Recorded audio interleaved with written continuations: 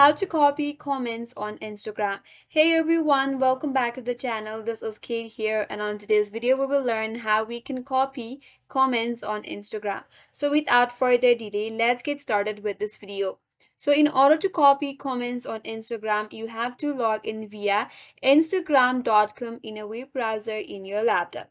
Since the application does not allow direct copying of comments, so log in via the instagram.com is one of the easiest and most reliable way to copy a comment.